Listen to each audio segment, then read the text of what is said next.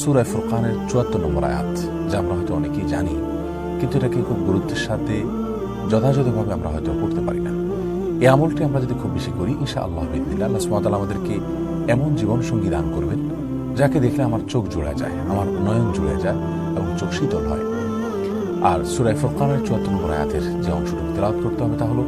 রব্বানা হাব লানা মিন আজওয়াজিনা ওয়া যুররিয়্যাতিনা কুররাতা আ'য়ুন ওয়াজআলনা লিল মুত্তাকিনা ইমামা।